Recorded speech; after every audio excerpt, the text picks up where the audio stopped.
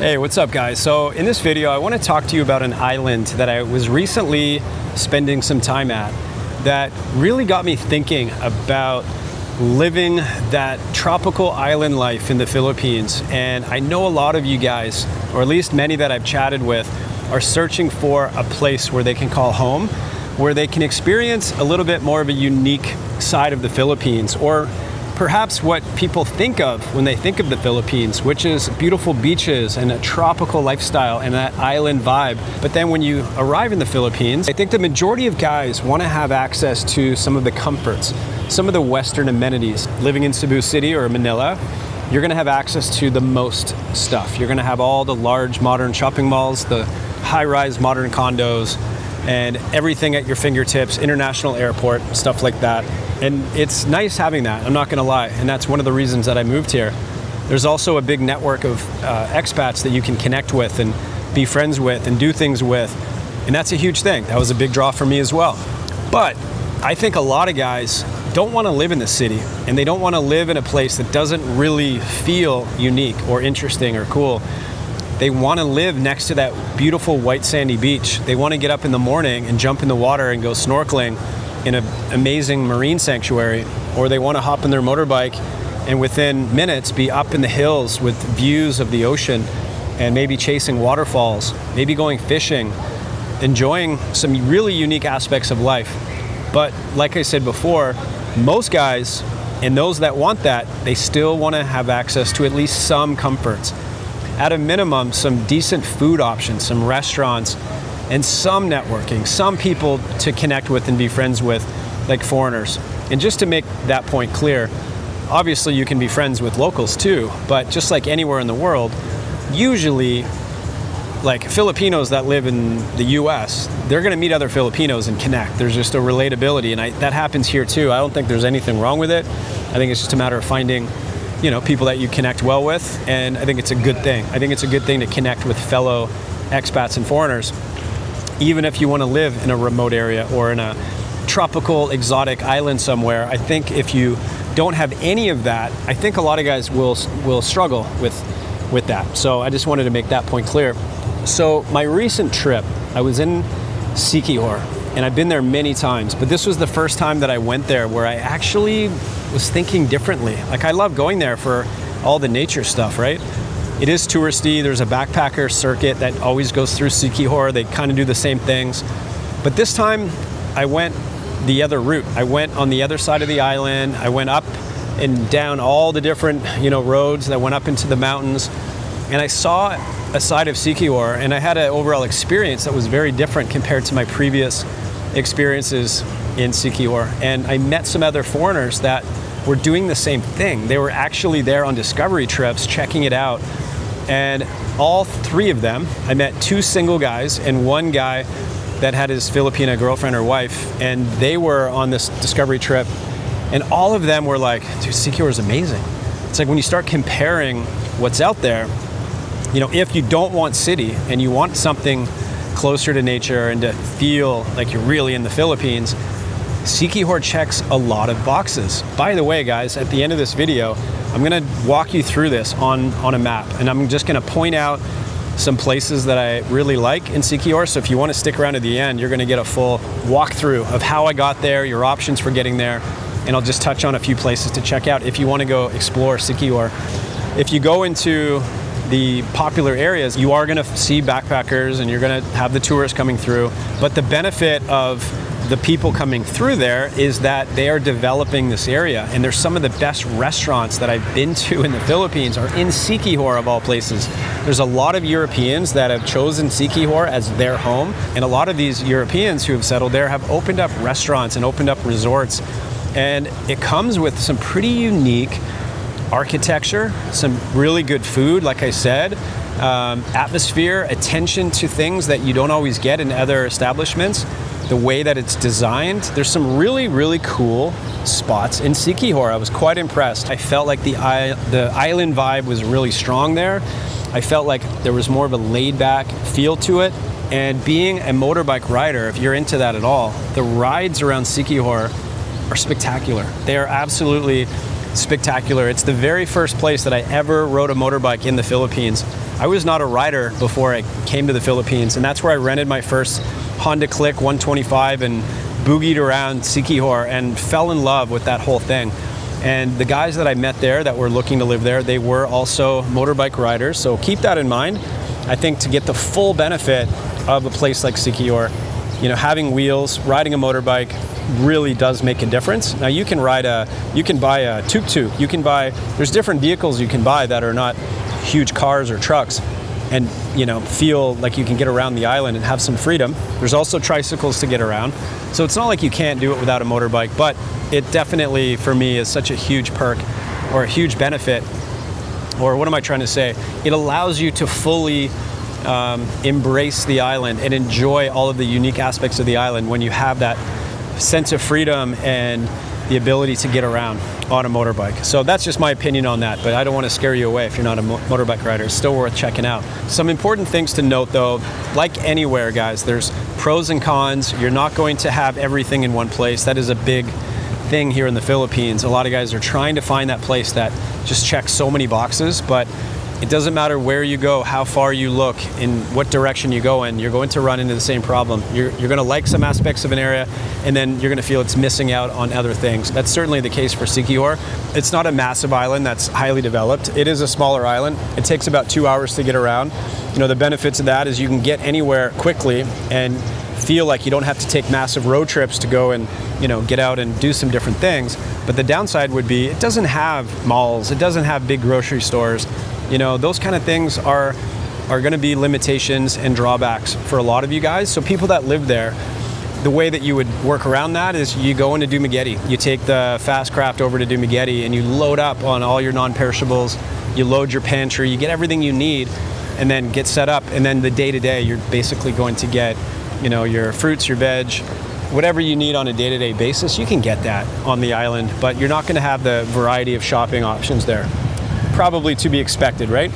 But that could be a drawback for some people. Of course, healthcare, if you need hospitals and you need all that, you're not going to want to live on some tropical island in the Philippines. But this is definitely the kind of place that will satisfy a lot of you that are searching for something unique. If you're into fishing, I met some locals that do all kinds of fishing there. I found out where some good spots are. If you're into like real sport fishing, GT, or just regular trevally, barracuda, there's some really good fishing options. I met some guys that go spear fishing. Whatever it might be that you love when it comes to nature in the Philippines, Siquijor has it. That's what makes it really unique, is you have access to all of these things all in one island and a really great island vibe. We hung out at one place for cocktails one night. The sunsets in Siquijor are spectacular.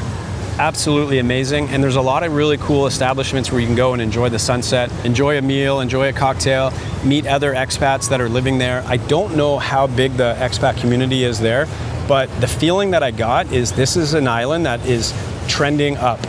People are looking all around the Philippines for places to live. Siquijor has been on the map for a long time. There's been expats moving there for many, many years. I'm not the first one to talk about Siquijor. But I think when it comes to Americans and Canadians, I think they're a little bit slow to pick up on Siquijor. From what it seems like, there are a lot of these European guys that are living there and loving it. I met a German guy that goes there all the time too. He lives in Dumaguete, but he has European friends that live in Siquijor, and he goes all the time. In fact, he goes on the weekend because there's a place called JJ's that has Friday, Saturday night beach parties all night long. They go until the sunrise, and they have like 6 or 7 bands, and he's there all the time. And he's like, dude, this is the most fun island in the Philippines. He absolutely loves it. It's not the only island in the Philippines that offers this kind of stuff, but it's certainly one that at a minimum you should check out just for a vacation and enjoy it. It is ferry access only. You know, that's a drawback. It does not have an airport. It's got like a little private airport. It's for the guy that wants to hunker down and live that sort of tropical, exotic Philippines type of lifestyle, you know? And I think with the quality of the nature there, the quality of the beaches. A lot of places, the beaches are not on the main island. You know, you have to go out to another island to enjoy the best beaches. Like Kamigan Island, just random example. I love Kamigan Island, but the best beaches, the real beaches, are not on Kamigan Island. They're White Island, which is a boat ride out to it, and the other one is Montague Island, which is a boat ride out to it. And then there you have your white sand and amazing beach experience. But in Siquijor, you have some incredible beaches right on the island. It's right there. It's easy to access. It's white, beautiful white sand. You have Palaton Beach, and you have a few others, but the other really good one that I love is Tubod Beach. It's right in front of Cocoa Grove Resort. And at that beach, Tubod Beach, you have a marine sanctuary right out front. So you can hang out on the beach, you can watch amazing sunsets, and you can swim in this massive marine sanctuary right in front of the beach. You do not have to take a tour. You do not have to hop on a boat. Some incredible reef right there. And there's other marine sanctuaries as well, which I'm gonna point out right now. Let me do a walkthrough on the map. I'm gonna point out a few things that you should consider and give you a sense of where everything is on the map, just to give you that visual, and we'll call that a wrap for this video, guys. Here we go. So here's Siquijor, right here, to give you an idea of where it is in relation to Dumaguete and Cebu City, the two places that you're going to access Siquijor from. So if you're in Dumaguete, you can take a direct ferry straight across into the main Siquijor port, which is right here. You can take your motorbike over. There's another Ro-Ro ferry option that takes you over there. It just takes a little bit longer. So that's option number one if you're in the Dumaguete area. Or if you're in Cebu City, you can take a ocean jet ferry, but it goes through Bohol, Tagbilaran, right here. There's a 30-minute stop for people to get off, likely going to Panglao, this island right here, and then it will continue on into the Siquijor main pier and port area. So now that we're looking at Siquijor, to give you an idea, the main attractions and tourist spots are all around this part of Siquijor. There's stuff all around here, and then when you get to this top part of Siquijor, it's a little more quiet, it's a little more chill. There are some resorts, there's some hostels. It's actually great to see all of it. And if you are going to ride a motorbike, like I said, it does not take long to ride around the entire island. And I really like this part of Siquijor because it's not busy, it's not touristy. The roads are incredible.